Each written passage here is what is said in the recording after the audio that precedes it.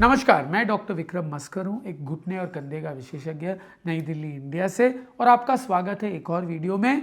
क्या आपको गठिए की बीमारी है?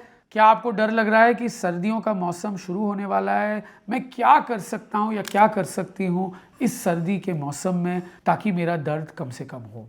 तो पहला रूल, सर्दी में क्या होता है? सर्दी में ठंड होने की वजह से पूरा बदन जकड़ने लग जाता है। क्यों जकड़ने लग जाता है?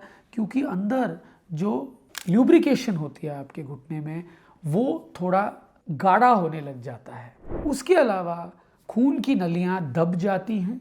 दबने के वजह से खून की सप्लाई जो है अलग अलग जोड़ों में वो थोड़ी कम होती है। अब जानते हो, खून से ही जोड़ गर्म रहता है। अगर ये खून की नलियां पतली होने लग जाए तो गर्माहट कम हो जाती है, जिसकी वजह से दर्द बढ़ता है। तो आप क्या कर सकते हैं? नंबर 1, अपने आप को वार्म रखिएगा। गर्म कपड़े ज़रूर रखिएगा। सॉक्स बड़े काम आते हैं आजकल। ये हीट वाले सॉक्स आते हैं जो आपके तलवों को भी वार्म रखेंगी, ताकि आपका जो पूरा शरीर है वो वार्म रहे। इसको हम हीट वाले सॉक्स बोलते हैं। वो कोई भी सुपरमार्केट में मिल जाएंगे। आप पूछिए विंटर सॉक्स, ये बहुत असरदार है क्योंकि सबसे ज़्यादा ठंड लगती है पैरों में, तलवों में। क्योंकि अगर आप चप्पल इत्यादि नहीं पहनते तो वो पहला हिस्सा है जो धरती माँ को छूता है जब आप चलते हो। दूसरा है अपने बदन को वार्म रखना। तो जैकेट, स्वेटर ज़रूर पहनिएगा। स्पेशली अगर आप सुबह वॉक के लिए जाते हैं तो ये सब पहन के अच्छी तरीके से वार्म करके, थर्मल्स पहन के आप करिए अपना काम। Keeping your body warm, body को वार्म रखना बहुत इंपॉर्टेंट है। गोल्डन रूल नंबर 2, मूवमेंट बरकरार रखना। सर्दी के मौसम में एक्सरसाइज ज़्यादा इंपॉर्टेंट है। एक्सरसाइज से क्या होगा? खून की नलियां खुलेंगी, ज़्यादा खून जाएगी आपके जोड़ों में और ये स्टिफ नहीं होगा। उसमें गर्माहट आने की वजह से ये जकड़ेंगे नहीं। तो बहुत इंपॉर्टेंट है कि आप मूवमेंट बरकरार रहो। चाहे थोड़ा घर पे ही टहलो, चाहे बाहर जाइए, चाहे थोड़ा स्ट्रेचिंग करिए, पर इससे खून की नलियां खुल जाती है और गर्माहट जाती है जोड़ों में। तीसरी चीज़, सही खाना खाइएगा।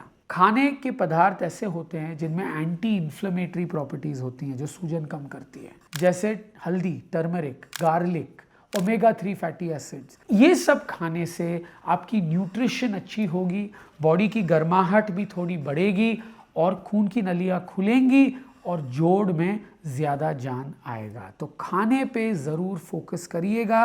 एंटीऑक्सीडेंट्स बहुत इंपॉर्टेंट है जो वॉलनट्स इत्यादि में हैं।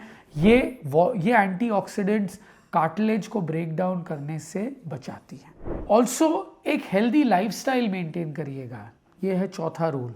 हेल्दी लाइफस्टाइल मतलब क्या? वजन नहीं बढ़ना चाहिए। देखो, ठंडे के मौसम में लगता है हम कंबल में ही ओढ़ लें और बाहर ना जाए, एक्सरसाइज ना करें, पर ये गलत है। इससे दर्द बढ़ सकता है। तो वजन जो है वो बढ़ना नहीं चाहिए, क्योंकि जितना वजन बढ़ेगा उतना ही जोड़ों पे जोर पड़ेगा और दर्द ज़्यादा बढ़ेगी। सही जूते इस्तेमाल करिएगा चलने फिरने के लिए। स्पोर्ट शूज़ याद रखिएगा, सबसे ज़्यादा फोर्स जाता है तलवों पे, पैरों पे।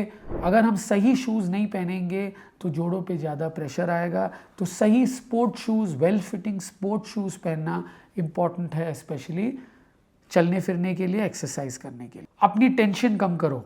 टेंशन बढ़ने की वजह से दर्द भी बढ़ता है। तो अपने मानसिक रूप से आपको अपने आप को संतुलित रखना है, मेडिटेशन करना है एक्सरसाइज के साथ साथ, ताकि आपका दर्द ना बढ़े स्ट्रेस के कारण। 5वां गोल्डन रूल बहुत इंपॉर्टेंट, जो आपका विशेषज्ञ बोलता है उसकी बात सुनिएगा। अगर आप गठिए के लिए ट्रीटमेंट ले रहे हैं तो जो वो विशेषज्ञ बोले उसको आप फॉलो करो।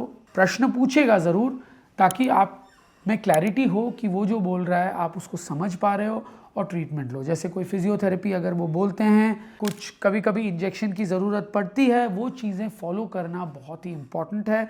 अगर उनको लगे ठंडी में ज़्यादा बढ़ सकता है, वो कुछ ब्रेस इत्यादि रेकमेंड करें तो उसको यूज़ करने में कोई हर्ज नहीं है। फिजियोथेरेपी ज़्यादातर जो विशेषज्ञ है वो रेकमेंड करते हैं, ये करने में हर्ज नहीं है। फिजियोथेरेपी से मांसपेशियाँ मजबूत होती हैं ताकि ये ज़्यादा अच्छी तरीके से जोड़ का साथ दे पाए। याद रखिएगा, जब ऊपर वाला एक अंग देता है तो दूसरा अंग देता है उसके सहायता करने के लिए। और जोड़ों के सबसे अच्छे दोस्त है मांसपेशियाँ। उनके अराउंड अगर उनको मजबूत करेंगे, वेट कंट्रोल में करेंगे तो काफ़ी हद तक प्रॉब्लम जो है वो संतुलित रहेगा। मुझे काफ़ी उम्मीद है इस वीडियो से आपको काफ़ी जानकारी मिली है कि इस ठंडी के मौसम में अगर आप एक आर्थराइटिस पेशेंट हो तो क्या आप क्या क्या कर सकते हो दर्द से बचने के लिए। अगर आपको मेरा वीडियो पसंद आए, please like and subscribe to my channel and please follow me on Instagram. For those who like English content, we have an English channel. Please like, subscribe and follow it. Thank you.